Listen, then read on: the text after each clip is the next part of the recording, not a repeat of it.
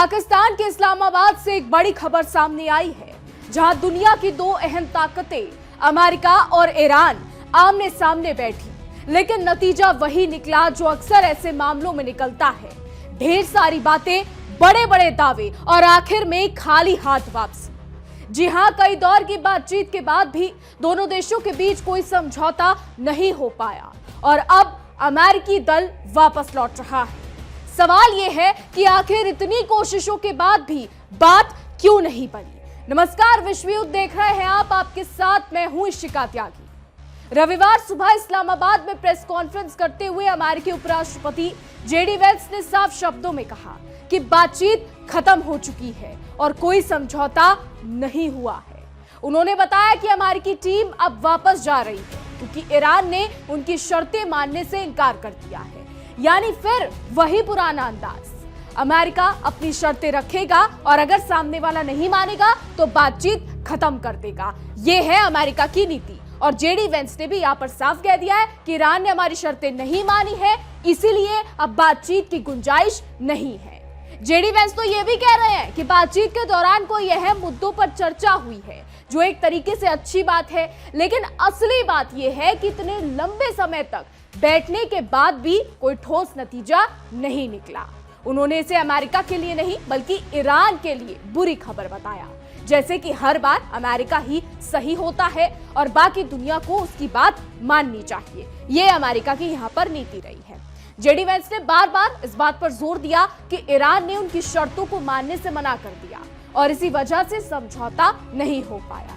अब इसमें सवाल उठता है कि क्या बातचीत समझौते के लिए होती है या सिर्फ अपनी शर्तें मनवाने के लिए? क्योंकि अगर शुरुआत से ही एक पक्ष तय कर ले कि उसकी ही बात मानी जाएगी तो फिर बातचीत का मतलब ही क्या रह जाता है, ये अमेरिका को यहाँ पर समझना चाहिए और इसी को लेकर अमेरिका पर यहाँ पर सवाल उठता है। तो जेडी वेंस ये भी कह रहे हैं कि अमेरिका ने अपनी रेड लाइंस बहुत साफ कर दी है, यानी किन बातों पर समझौता हो सकता है और किन पर नहीं हो सकता, यह साफ हो चुका है। उन्होंने दावा किया है कि उन्होंने हर चीज को स्पष्ट रूप से सामने रखा, लेकिन ईरान ने उसे स्वीकार नहीं किया। अब सुनने में तो यह सब बहुत व्यक्तिगत लगता है, लेकिन असल में एक तरफा दबाव की रणनीति यहां पर ज्यादा नजर आती है। जेडी वेंस ने यह भी कहा है कि अमेरिकी टीम काफी लचीली थी और उन्होंने पूरी कोशिश की कि किसी नतीजे तक पहुंचा जा सके, लेकिन आखिर में वही हुआ, कोई प्रगति नहीं हुई। तो ये बड़े बयान यहां पर अमेरिका के उपराष्ट्रपति जेडी वेंस देते नजर आ रहे हैं। अब ये बयान अपने आप में बहुत कुछ कह देता है, क्योंकि जब लचीलेपन भी शर्तों के दायरे में हो तो सामने वाला क्यों माने। तो अब इन्हीं सब के बीच ईरान ने एक बड़ी शर्त रखी है, अपनी संपत्तियों को फ्रीज को लेकर बड़ी खबर यहां पर सामने आ रही है। जहां ईरान ने दुनिया भर में जो उसकी संपत्ति है जो अमेरिका द्वारा फ्रीज कर दी गई है, उनको लेकर यहां पर ईरान ने जेडी वेंस के सामने बड़ी शर्त रख दी, जिसके बाद अमेरिका यहां पर बौखलाता हुआ नजर आया। इस्लामाबाद में मीटिंग चल रही थी, ईरान का प्रतिनिधिमंडल पहुंचा, अमेरिका का प्रतिनिधिमंडल पहुंचा, शांति की बातचीत शुरू हुई। ईरान ये पहले से कह रहा था कि हम शर्तों के साथ बातचीत करेंगे, शर्तों के साथ शांति प्रयास को आगे बढ़ाएंगे। तो ईरान ने यहां पर शर्त रख दी कि दुनिया में जितनी भी हमारी प्रॉपर्टी है, जो भी चीज है, जो भी हमारी संपत्ति है, उस पे अमेरिका फ्रीज हटाए। और ये उन 10 पॉइंट्स में भी था जो पाकिस्तान द्वारा भेजे गए थे, लेबनान का जिक्र जिसमें था। तो अब इसको लेकर क्या है पूरा मामला, कौन सी संपत्ति की बात यहां पर ईरान कर रहा है जिसको लेकर अमेरिका नहीं मान रहा है, कौन सी संपत्ति ऐसी है जिसको लेकर अमेरिका लड़खड़ा रहा है। इसी को ध्यान से समझने के लिए और बेहतर समझने के लिए चलते हैं मेरी सहयोगी नैना के पास और उनसे जानते हैं कि आखिर क्या है पूरा मामला। देखिए, कहां कितनी ईरानी संपत्ति है जो कि फ्रीज की गई है, ये है वो डेटा। अगर सबसे पहले मैं अमेरिका का नाम लूं तो अमेरिका के पास में $2 बिलियन की संपत्ति है, दक्षिण कोरिया में $7 बिलियन की संपत्ति ईरान की है, चीन में ईरान की $20 बिलियन की संपत्ति है, तो इराक में $10 बिलियन की संपत्ति, जापान के पास में $3 बिलियन की संपत्ति है ईरान की, तो लग्जमबर्ग में लगभग $1.6 बिलियन की संपत्ति है, ब्रिटेन नीदरलैंड में $2.3 बिलियन की संपत्ति है, कुल मिलाकर देखा जाए तो लगभग 100 से 120 बिलियन डॉलर, अगर हम इसको आसान भाषा में समझे तो 11 लाख करोड़। धन्यवाद नैना। और अभी किसी बीच बड़ी खबर सामने आ रही है। शांति वार्ता के बीच डोनाल्ड ट्रंप का बड़ा दावा सामने आया। जी हां, डोनाल्ड ट्रंप ने बड़ा दावा कर दिया है। ईरान की बारूदी सुरंग हटाने का काम कर रहे हैं, ये डोनाल्ड ट्रंप कहते नजर आ रहे हैं। ये बड़ी खबर सामने आई है। शांति वार्ता के बीच ट्रंप का बड़ा बयान सामने आया है। ट्रंप साफ कह रहे हैं कि ईरान की बारूदी सुरंग हटाने का काम हम कर रहे हैं। ईरान से एकमात्र खतरा बारूदी सुरंग है। तो ट्रंप यहाँ पर साफ कहते नजर आ रहे हैं कि अगर ईरान से कोई एकमात्र खतरा है तो वो बारूदी सुरंग है। तो डोनाल्ड ट्रंप का बड़ा बयान सामने आया है। हॉर्मूज को लेकर भी ट्रंप ने बयान दिया है। हॉर्मूज से ईरान की बारूदी सुरंग हम हटा रहे हैं। तो ट्रंप यहाँ पर साफ कहते नजर आ रहे हैं कि हॉर्मूज से ईरान की बारूदी सुरंग हम हटा रहे हैं, और अगर ईरान से हमें कोई एकमात्र खतरा है तो वो है बारूदी सुरंग। तो ईरान की बारूदी सुरंग हटाने को लेकर डोनाल्ड ट्रंप का ये बड़ा दावा सामने आया है। शांति वार्ता के बीच अमेरिकी राष्ट्रपति डोनाल्ड ट्रंप ने ये बड़ा दावा किया है। तो अब इस पूरे घटनाक्रम को अगर हम समझें तो इस पूरे घटनाक्रम में एक दिलचस्प बात ये रही है कि वेंस ने पाकिस्तान की भूमिका की तारीफ कर दी है। जी हाँ, कंगाल पाकिस्तान की जेडी वेंस तारीफ कर गए हैं। हालांकि ये कोई नई बात नहीं है। अमेरिका इससे पहले भी ये कहता नजर आया कि आसिम मुनीर उनके पसंदीदा फील्ड मार्शल हैं। अमेरिकी राष्ट्रपति डोनाल्ड ट्रंप जब से दूसरी बार सत्ता में आए हैं, उसके बाद आने के बाद उन्होंने पाकिस्तान के फील्ड मार्शल को यह कहा था कि आप मेरे सबसे ज्यादा पसंदीदा फील्ड मार्शल है। तो ये कोई नई बात नहीं है कि अमेरिका पाकिस्तान की तारीफ कर रहा है, और करे भी क्यों ना, क्योंकि पाकिस्तान जिस तरीके की चमचागिरी अमेरिका की करता है उससे अमेरिका का तारीफ करना बनता है, क्योंकि अमेरिका हमेशा हर एक देश को अपने घुटनों पर रखना चाहता है। अमेरिका कभी ये नहीं चाहता कि कोई और देश उससे आगे बढ़े, और पाकिस्तान जैसा कंगाल देश जब उसकी चमचागिरी करता है, उसके कहने पर चलता है और उसके आसपास भटकता है, जो कि डोनाल्ड ट्रंप को सबसे ज्यादा पसंद है। तो ऐसे में डोनाल्ड ट्रंप पाकिस्तान की तारीफ पहले भी करते थे, और यहां पर तो अमेरिका के उपराष्ट्रपति जेडी वेंस ने भी पाकिस्तान की तारीफ कर दी है। वेंस ने कहा है कि पाकिस्तान ने सच में अमेरिका और ईरान के बीच खाई को भरने की कोशिश की ताकि कोई समझौता हो सके, यानी मध्यस्थ की भूमिका ठीक रही, लेकिन असली समस्या दोनों पक्षों के बीच ही बनी रही। तो यहां पर पाकिस्तान का सुपड़ा जेडी वेंस ने साफ कर दिया है। अब यहाँ पर सवाल ये उठता है कि जरा पाकिस्तान से कोई पूछे कि जब तक मध्यस्थता नहीं हुई थी, इस्लामाबाद में मीटिंग नहीं हुई थी, उससे पहले शहबाज शरीफ इतने बड़े बड़े ट्वीट कर रहे थे कि हम तो युद्ध रुकवा रहे हैं, हम तो मध्यस्थता करवा रहे हैं। आप जरा ध्यान से सोचिए, जिस जगह पर मीटिंग होनी थी, इस्लामाबाद में स्कूलों की छुट्टी कर दी गई, रास्तों को बंद कर दिया गया, जिस होटल्स में अमेरिका और ईरान के प्रतिनिधिमंडल रुकने वाला था उसे पूरी तरीके से खाली करा दिया गया, मानो शहर में कुछ बहुत बड़ा होने वाला है। तो ये पाकिस्तान की असलियत है, क्योंकि सिक्योरिटी आप इतनी टाइट रख रहे हैं, इससे यह साफ पता चलता है कि पाकिस्तान कहीं ना कहीं जानता है कि उसके अपने देश में उसके दुश्मन छुपे हुए हैं। तो वो पाकिस्तान जो खुद अपने देश में आतंकवाद को बोता है, जो पाकिस्तान खुद अपने देश में आतंकवाद को पनाह देता है, वो शांति मेकर बनने चला है, पीस मेकर दुनिया में बनने चला है। और बड़ी बड़ी बातें पाकिस्तान की तरफ से की जा रही थी कि हम मध्यस्थता करा रहे हैं, हम पीस मेकर बन रहे हैं, हम ईरान का कराएंगे, अमेरिका कराएंगे।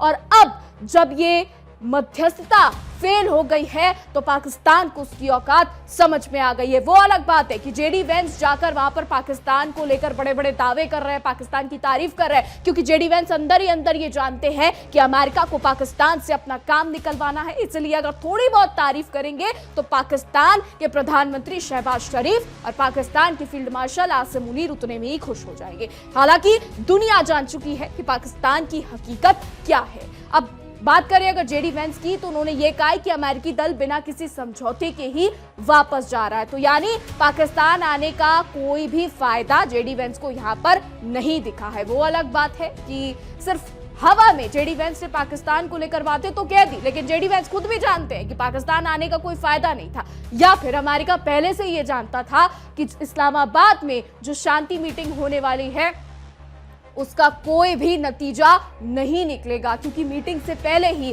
राष्ट्रपति डोनाल्ड ट्रंप बड़े बड़े बयान देते नजर आ रहे थे। एक तरफ मीटिंग की बात हो रही है तो दूसरी तरफ डोनाल्ड ट्रंप ये कह रहे हैं कि हम जहाज भेज रहे हैं, हॉर्मूज को हम ऐसे ही खुलवा लेंगे, हमें ईरान की जरूरत ही नहीं है। तो यहां पर दो तरीके की बातें हो रही है, एक तरफ शांति की बात तो दूसरी तरफ लड़ाई की बात यहां पर डोनाल्ड ट्रंप करते नजर आ रहे हैं। और एक और बड़ी बात, जेडी वेंस क्या पाकिस्तान नहीं आना चाहते थे? और अगर आना चाहते थे तो इतनी सिक्योरिटी पाकिस्तान में क्यों थी, जैसे बहुत बड़ा कोई नेता आ रहा हो? तो ये भी सवालों के घेरे में, पाकिस्तान की भूमिका अक्सर सवालों के घेरे में रहती है, लेकिन पाकिस्तान यहां पर जिस तरीके से अपने आप को पीस मेकर बताना चाह रहा था, वो रणनीति उसकी फेल हो गई है।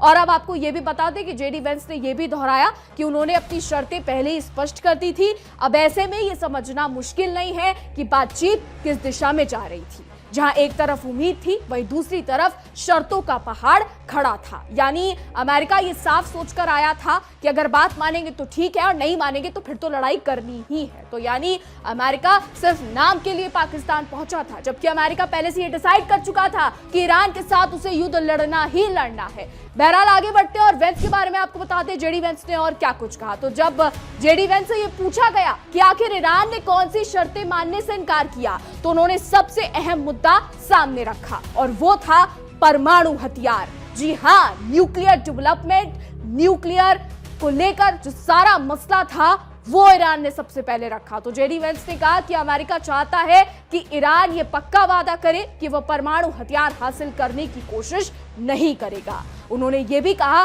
कि अमेरिका सिर्फ इतना ही नहीं चाहता कि ईरान हथियार ना बनाए, बल्कि ऐसे किसी भी साधन को हासिल ना करे जिससे वो जल्दी परमाणु हथियार बना सके।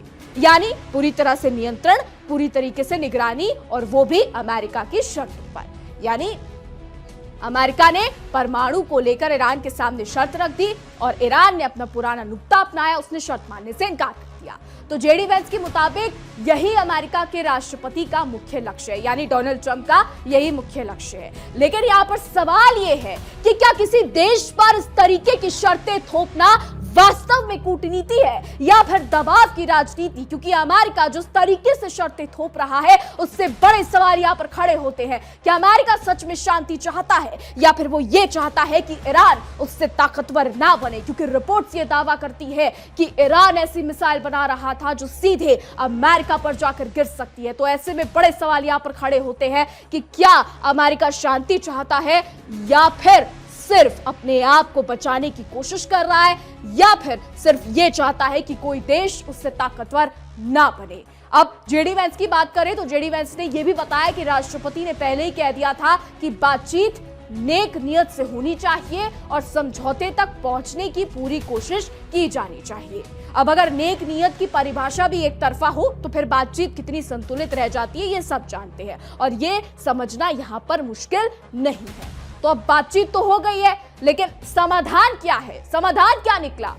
क्योंकि बातचीत हो गई है और बातचीत फेल हो गई है। जेडी वेंस ने तो साफ कर दिया आज सुबह कि बातचीत फेल हो गई है, हमने ईरान से बातचीत कर ली है लेकिन बातचीत फेल हो गई है, ईरान हमारी शर्तें नहीं मान रहा है। ईरान कह रहा है कि अमेरिका हमारी शर्तें नहीं मान रहा है। तो वैसे में सवाल ये उठता है कि अब क्या अब युद्ध लड़ा जाएगा? क्या अब महाविश्व युद्ध होगा, या फिर अमेरिका यहां पर बड़ा खेल करता नजर आएगा, या फिर अमेरिका पहले से सोच के बैठा है कि उसे क्या करना है? और सवाल यह भी है कि ईरान क्या करेगा, यह भी बड़ा सवाल यहां पर है। समाधान क्या है, क्या कुछ होगा? बेहतर तरीके से समझने के लिए मेरी सहयोगी नैना के पास चलते और नैना से जानते हैं कि क्या कुछ है। देखिए, जा रहा है कि बातचीत के लिए टेबल है, लेकिन अभी भी इंतकाम की आग है। 5 बड़े सवाल हैं। क्या अगली टक्कर की तैयारी हो रही है? टाइम बाय करने की तैयारी है? ये सिर्फ अल्प विराम है, पूर्ण विराम नहीं है, सीज फायर। दूसरा सवाल ये, क्या इंतकाम की सियासत को रोकने का मौका है? तीसरा बड़ा सवाल, क्या इस्लामाबाद में शांति वार्ता जो हो रही है असल में वो सिर्फ दिखावा है और कुछ नहीं, जो होना है वो पहले ही तय हो चुका है? अब चौथा बड़ा सवाल जो है, क्या अंदर ही अंदर अब बदले की आग एक तरह से सुलग रही है? पांचवा जो बड़ा कारण है, सवाल है, क्या शांति वार्ता फेल हुई तो युद्ध और भी ज्यादा भड़क जाएगा, जिसका डर बहुत ज्यादा है, संभावना भी बहुत ज्यादा है।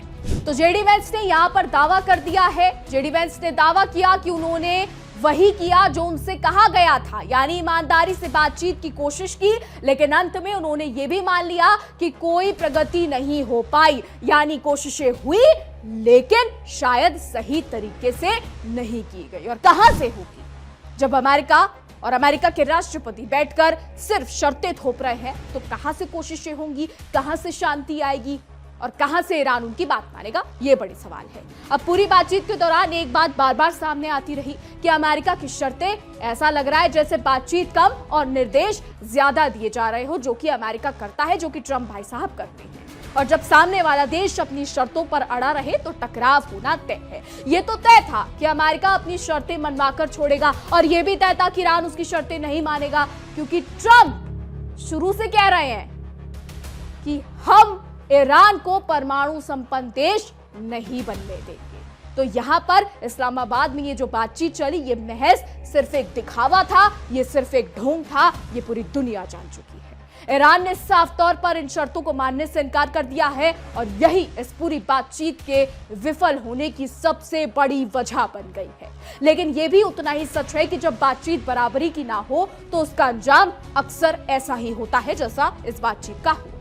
इस पूरे घटनाक्रम ने एक बार फिर यह दिखा दिया है कि अंतर्राष्ट्रीय राजनीति में ताकत और शर्तों का खेल कितना हावी है। जहां एक तरफ बातचीत का मंच तैयार होता है, तो वहीं दूसरी तरफ पहले से तय एजेंडा भी साथ लाया जाता है। तो इस्लामाबाद में हुई ये बातचीत उम्मीदों के साथ शुरू हुई थी, लेकिन अंत में निराशा के साथ खत्म हो गई। अब आगे क्या होगा ये तो वक्त ही बताएगा, लेकिन फिलहाल तस्वीरें साफ है, कोई समझौता नहीं, कोई प्रगति नहीं। तो अमेरिका दल की वापसी ये संकेत देती है कि दोनों देशों के बीच मतभेद अभी भी गहरे हैं, और जब तक इन मतभेदों को बराबरी और समझदारी से हल नहीं किया जाएगा, तब तक ऐसे नतीजे आते रहेंगे। तो कुल मिलाकर ये पूरी बातचीत एक बार फिर यही दिखाती है कि सिर्फ ताकत के दम पर कूटनीति नहीं चलती, बातचीत में भरोसा, संतुलन और आपसी सम्मान भी जरूरी होता है, वरना नतीजा वही होता है जो इस बार हुआ, जो आज आपने देखा। और आखिर में सवाल यही है कि क्या ये बातचीत सच में समझौते के लिए थी, या सिर्फ अपनी शर्तें मनवाने का एक और प्रयास था? क्योंकि अगर ये सही तरीका रहा होता तो आगे भी ऐसा ही बिना समझौते वाली खबरें सामने आती रहेंगी। अमेरिका की सेंट्रल कमांड सेंटकॉम ने भी दावा कर दिया है कि अमेरिकी सेना ने शनिवार से हॉर्मुज में ईरान की ओर से बिछाई गई समुद्री सुरंगों को हटाने का काम शुरू किया है। यह दावा अमेरिकी सेना कर चुकी है। यह कार्रवाई तब की जा रही है जब अमेरिका और ईरान के बीच इस्लामाबाद में शांति वार्ता चल रही थी। शनिवार को इस्लामाबाद में दोनों देशों के बीच पहले दौर की वार्ता हुई है। इस बीच अमेरिकी राष्ट्रपति डोनाल्ड ट्रंप ने भी कहा है कि हॉर्मुज स्ट्रेट को खुलवाया जा रहा है। वहीं जेडी वैंस तो साफ कर चुके हैं कि वार्ता विफल हो गई है। वहीं अमेरिकी सेंट्रल कमांड की ओर से जारी बयान में यह कहा गया है कि 11 अप्रैल को हॉर्मुज में बारूदी सुरंगें हटाने के लिए जरूरी हालात बनाने का काम शुरू कर दिया गया है। इसके लिए अमेरिकी नौसेना के 2 गाइडेड मिसाइल डिस्ट्रॉयर जहाजों ने वहां ऑपरेशन किए हैं। इस ऑपरेशन के तहत बारूदी सुरंगों का पता लगाया गया। यानी अमेरिका एक तरफ तो बात कर रहा है, दूसरी तरफ इस तरीके की चीजें कर रहा है। अमेरिकी राष्ट्रपति ट्रंप ने शनिवार को ट्रुथ सोशल पर अपनी एक पोस्ट में एक बार फिर ईरान की मिलिट्री को खत्म कर देने का दावा किया है। अब यहां जरा समझिए कि एक तरफ तो जेडी वैंस इस्लामाबाद में बैठकर शांति का ढिंढोरा पीट रहे हैं, शांति की बातें कर रहे हैं, और दूसरी तरफ अमेरिकी राष्ट्रपति डोनाल्ड ट्रंप मिलिट्री को खत्म कर देने का दावा कर रहे हैं। अमेरिकी राष्ट्रपति डोनाल्ड ट्रंप ने साफ कहा है कि अमेरिका दुनिया पर एहसान करते हुए हॉर्मुज जलडमरू मध्य को खोल रहा है। ट्रंप से जरा कोई ये पूछे कि युद्ध शुरू किसने किया था। ट्रंप से जरा ये पूछे कि हॉर्मुज को लेकर हलचल किसने बढ़ाई थी। ट्रंप से जरा कोई ये पूछे कि दुनिया किसकी वजह से परेशान है। ट्रंप से जरा कोई ये पूछे कि युद्ध पहले कौन शुरू करता है। ट्रंप बड़बोले हैं, बयान देते हैं, यहां भी बयान दे रहे हैं कि मैं दुनिया पर एहसान कर रहा हूं हॉर्मुज खोलकर। ट्रंप भाई साहब से जरा कोई ये पूछे कि युद्ध भी आप ही ने शुरू किया था, इस युद्ध की चिंगारी आपने लगाई थी, और अब एहसान की बातें ट्रंप करते नजर आ रहे हैं। ट्रंप तो ये भी कह रहा है हम चीन, जापान, दक्षिण कोरिया, फ्रांस, जर्मनी पर एहसान के तौर पर हॉर्मुज खोलने जा रहे हैं। नेटो को लेकर ट्रंप पहले बड़े बयान दे रहे थे कि नेटो की हमें जरूरत नहीं है, और अब एहसान करने की बात कर रहे हैं। आखिर क्यों ट्रंप की दोहरी नीति चल रहा है, इसको समझना बेहद जरूरी है। एक तरफ ट्रंप कह रहे हैं नेटो की जरूरत नहीं है, अगर आपको नेटो की जरूरत नहीं है तो आप क्यों एहसान कर रहे हैं यूरोप पर, यह भी बड़ा सवाल है। अमेरिका और इजरायल ने 28 फरवरी को ईरान पर हमले किए थे, इसके बाद से ईरान ने इस अहम समुद्री रास्ते हॉर्मुज स्ट्रेट की नाकाबंदी कर रखी है। हॉर्मुज दुनिया के सबसे अहम तेल शिपिंग मार्गों में से एक है। इससे दुनिया का करीब 20% तेल और लिक्विफाइड नेचुरल गैस गुजरता है। ऐसे में इसकी नाकेबंदी की दुनिया में एक एनर्जी संकट पैदा करती है। यानी जब से नाकाबंदी हुई है तब से दुनिया में एक एनर्जी संकट पैदा हो गया है और उसकी वजह भी डोनाल्ड ट्रंप है, इसकी वजह भी अमेरिका है। अब ईरान ने शनिवार को दावा किया है कि उसकी सेना कड़ी चेतावनी के बाद अमेरिका का एक विध्वंसक जहाज हॉर्मुज स्ट्रेट से वापस लौट गया है। ईरानी मीडिया ने बताया कि जहाज के हॉर्मुज की तरफ आने पर यह संदेश दिया गया कि अगर ये जहाज आगे बढ़ता रहा तो आधे घंटे के अंदर इसे निशाना बनाया जाएगा। इसके बाद ये जहाज वापस लौट गया। तो ईरान यहां पर बड़े दावे करता नजर आ रहा है, उधर अमेरिकी राष्ट्रपति बड़े दावे कर रहे हैं, उधर जेडी वेंस बैठकर इस्लामाबाद में शांति की बातचीत कर रहे हैं। हालांकि वो अलग बात है, वो बातचीत फेल हो गई, लेकिन डोनाल्ड ट्रंप तो यहाँ पर कुछ और ही कहते नजर आ रहे हैं। ट्रंप तो यहाँ पर साफ कह रहे हैं कि हमने दुनिया पर एहसान किया है, हमने यूरोप पर एहसान कर दिया है हॉर्मुज को खुलवाकर। वो अलग बात है, हॉर्मुज अभी तक खुला नहीं है, जिसको लेकर ट्रंप बड़े बड़े दावे कर रहे हैं। क्यों? क्योंकि ट्रंप का साथ किसी ने नहीं दिया है। यूरोप ने ट्रंप का साथ छोड़ दिया है। कभी नेटो को लेकर चेतावनी देते हैं तो कभी नेटो की मदद करने चले जाते हैं। अब बड़ा सवाल यहां पर यह उठता है कि अगर इस्लामाबाद में ये जो दिखावटी पीस मेकिंग मीटिंग करी गई थी, इसके असर तो कुछ नहीं आए, इसका नतीजा तो कुछ नहीं निकला, लेकिन अब क्या होगा? बड़ा सवाल अब क्या है? खाड़ी में अब क्या होगा? ईरान हार मानने को तैयार नहीं है। ईरान कह रहा है हम नहीं झुकेंगे, आप जो करना है आप कर लो, हम नहीं झुकेंगे। उधर अमेरिका कह रहा है हम तुम्हें झुकाकर रहेंगे। अब सवाल यह है कि खाड़ी में क्या होगा? क्या मिडिल ईस्ट पूरी तरीके से बर्बाद होगा? क्या अमेरिका यहां पर मिडिल ईस्ट को बर्बाद कर देगा? क्योंकि डोनाल्ड ट्रंप पहले भी कह चुके हैं कि ऐसी प्रलय लेकर आएंगे कि पूरी सभ्यता खत्म हो जाएगी। तो बड़ा सवाल ये उठता है कि अब मिडिल ईस्ट में क्या होगा, क्योंकि कंगाल पाकिस्तान जो मध्यस्थता कराने चला था वो फेल हो गई है। हर कोई जानता था कि ये सिर्फ दिखावे की मीटिंग है, इसका मकसद कुछ नहीं है, इसके जो नतीजे आएंगे वो बिल्कुल जीरो आएंगे। और वही हुआ, क्योंकि पाकिस्तान जैसा देश जो खुद आतंकवाद को पनाह देता है, वो जब मीटिंग कराने चले तो इससे साफ जाहिर होता है कि ये सब दिखावे की मीटिंग थी। और अब बड़ा सवाल ये है कि क्या मिडिल ईस्ट में तनाव रुकेगा? क्या खाड़ी में शांति आएगी? और सबसे बड़ा सवाल, अमेरिका क्या करेगा? क्या अमेरिका बड़े युद्ध की तैयारी कर रहा है या फिर हॉर्मुज को लेकर कुछ और बड़ा होगा? यह आने वाला समय बताएगा। फिलहाल हमारी आज की रिपोर्ट में बस इतना ही। क्या कुछ राय है आपकी इस पर? क्या लगता है आपको क्या होगा खाड़ी में? कमेंट के जरिए जरूर बताइएगा। और ऐसी देश और दुनिया की तमाम बड़ी खबरें जानने के लिए देखते रहिए इंडिया डेली और हमारा खास शो विश्व युद्ध।